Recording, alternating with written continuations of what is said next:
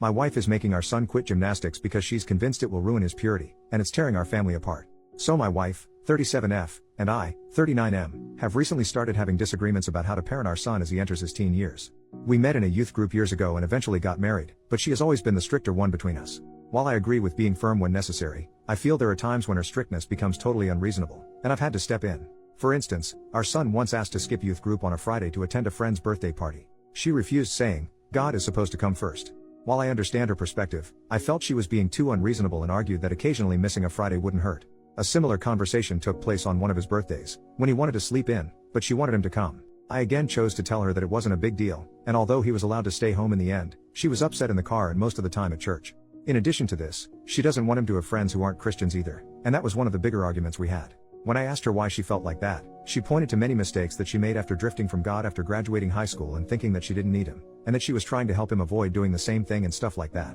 I told her that while I understood where she was coming from, forcing him to do or go to something he doesn't want to, will not help him long term and only make him resentful later on, but she's convinced that he'll turn to drinking and other stuff like she did, and she often says those memories often stick with her to the point where she doesn't want him ever having to live her mistakes. The reason I'm writing this is because of our latest argument. She wants him to quit gymnastics because she thinks that being around a bunch of girls in tights is unhealthy, along with how God wants us to shield our eyes from things that could distract us from him. She also says the sport provides a lot of easy opportunities for him to become lustful in an environment that seems completely normal, and I already knew that trying to talk her out of this one would be almost pointless, but I tried nonetheless. I told her that while she can think whatever she wants, it doesn't mean that others will think the same way. I also told her that there's nothing immoral about doing gymnastics, and especially since he's passionate about it, but she said she didn't want him around an environment that often harbored girls of different ages, and that the last thing she wanted was for him to start looking at younger girls. This is where I snapped and told her that while I supported her desire to talk to him about purity, that she is wrong for putting her religious bias in everything and assuming the worst for our son. I also told her that she is wrong for assuming our son would think like that, along with how she's wrong for viewing gymnastics in that light. She then told me that she'll no longer drive him or allow him to go at the end of his current class, and I told her that she's wrong and constantly over the top about everything, along with how she's presenting a demented example of Christianity to him. I then went to bed, since I had work in the morning, and the conversation took place right when I was heading to bed, but she said she wanted to talk to me first. When I went to work today, my son called me and told me what she said, that she had told him that this would be his last semester in gymnastics, along with saying that it is her duty to protect him while he lives under our roof. When I came home today, I wanted to talk to her over dinner, and I told him that he could take his food upstairs, but she told him that we were going to eat at the table, and when we were done, she said that her decision was final, since she is the one who has to drive him in the first place, and when I tried to talk to her, she didn't want to hear it. Eventually, I told my son that I would talk to her and not to worry about anything, and he looked a bit better after I said that, probably because he knew I usually sided with him, but I'm slightly torn on this one. She's the one who drives him, and she's the only one who can while I'm at work. I'm considering asking someone else to carpool him, but I'm disgusted by the fact that I even have to do that. But my main issue is how she doesn't want to renew him at the end of the semester, so I'm considering using my own money to pay for it myself. But since our finances are combined, I know she'll throw a fit about it, and there's still the issue of how he's getting there. I'm open to any advice that I can get to make this work. I believe that she's wrong and that he shouldn't have to quit just because of her assumptions, but I also know that the real issue lies within our marriage. I've suggested counseling to her, but she refuses to go, so I went by myself for a while, and it did do some good. I want to make things work, and I understand that she's been through a lot, thus why she's so adamant about him staying close to God. But I disagree with the way she's going about it, and I'm questioning if I'll ever be able to fully get through to her. Update, 6 days later. It's been a couple of days since my original post, so I'll get right into it. Being completely honest, this whole situation that has been brewing for years has made me grow tired of her religious nonsense and somewhat religion as a whole, since it can sometimes become a scapegoat for petty beliefs that people want to promote under the guise of something like that, and I think it's very manipulative. For years, I did nothing because the thought of separation and the opinions that would follow from our church and parents and friends would be overwhelming, considering how some really consider it taboo to get divorced even if it's none of their business. But, to be honest, I don't really care anymore. I've been growing more numb to religion over the past few years because of her, and after hearing her suggest that our son would look at girls in the very same environment that he's grown up around for years in a lustful way,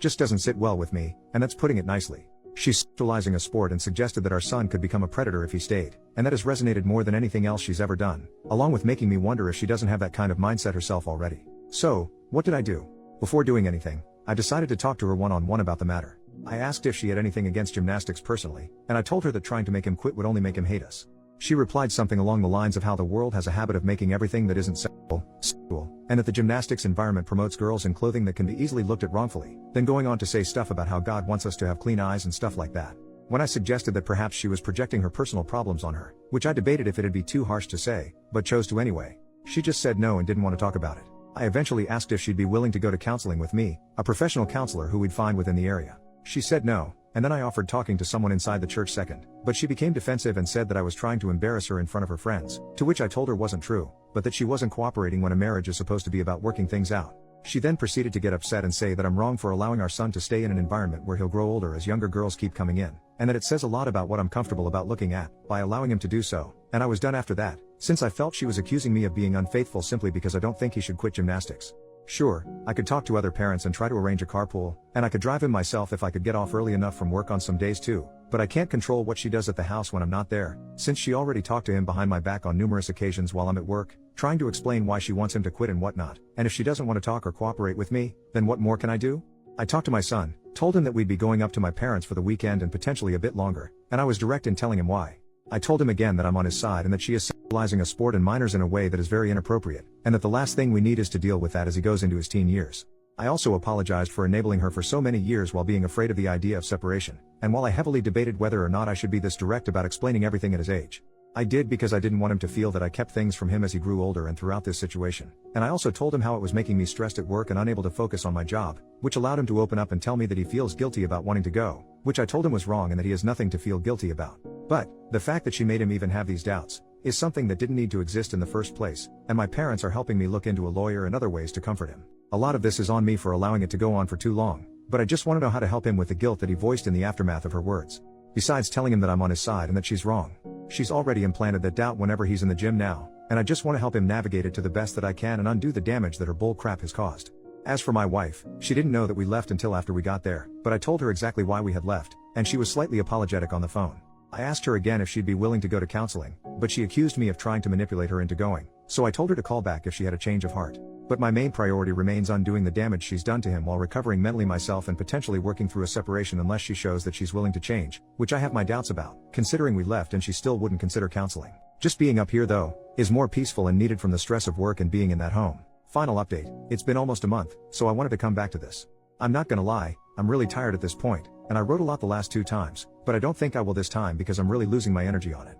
Basically, when we were still staying at my parents', I told her why we left and that I'd return if she had a change of heart when we first talked, but she refused to budge on her stance that it is inappropriate for him at his age to be in the same gym as little kids, and preferably girls from a purity standpoint, since she believes that the world has a habit of turning everything that isn't sexual into something sexual, and she believes that the sport just serves as eye candy to lustful people who can watch girls run around in leotards, as she often points out, and she's told him this bull crap while I'm at work, and it drove me crazy. I couldn't focus when in the back of my mind, she's at home telling him crap that I'll have to undo later. And I've stated in my update that a lot of her behavior is on me for being lax over the years, but I'm trying to do better, but it's been really stressful and it still is almost a month later. When we were at my parents', we stayed there for a little while, but she began to tell her parents and mutual friends false things about me, to the point where her parents and some of them began to call me or message me on her behalf and call me a bad husband along with other things, and apparently she told them that I kidnapped our son, along with other things about how I'm this horrible person because of her lies, not to mention something about me putting my hands on her once too, which I swear never happened once in our life or even when we were talking about going to counseling. My parents told me that she was trying to guilt me into returning under her terms and that I should continue to stay with them because she has truly gone off the rails, and we've been here ever since, but I've taken a leave from work because my mind hasn't been in a good place for over a month,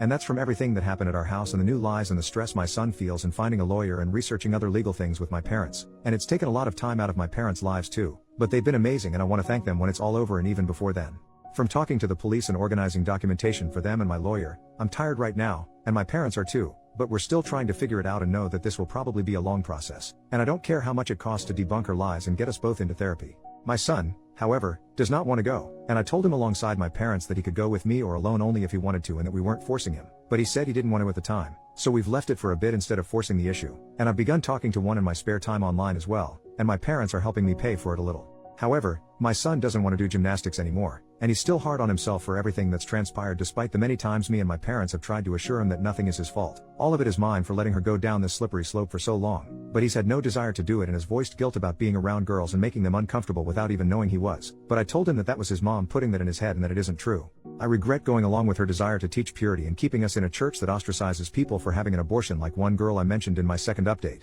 the same church that she has spread her lies to about me, and I have no intention of ever returning there again. In regards to his schooling, that's another mess at the moment. He hasn't been in class because she went to them too, and my lawyer thinks it's best to hold off on that for the moment for his well-being with others and the fact that she could show up there herself, but he wants him to go back sooner rather than later, and I do too, and I'm trying to see if there's a way that he can do most of his work online or something, but I'm still working on that at the moment. But most importantly, I'm trying to help encourage him to speak to someone for how he feels that's far beyond how I'm able to help him from a professional standpoint, and standing by him until he decides to do anything else. From a mental standpoint, he feels guilty like I said, not just for what happened with mom, but about the things she said to him about him lusting after girls without him knowing it at gymnastics, stuff that I don't want him developing a complex about over her nonsense. But my other main priority is getting a divorce after this last straw. I can't take it anymore, and I don't know how much longer this will continue. Probably a while, but he's tired of gymnastics and not in a good state right now, and my parents think it's best to probably have him go to see someone sooner rather than later, which is why I'm probably going to make him go at some point, although I don't know the best way to do that without coming off as forceful in a way that he'll resent. And if anyone has any advice on how to make him go in a way that doesn't make him upset or resentful or unwilling to potentially help us with some of the legal stuff she might have said to him,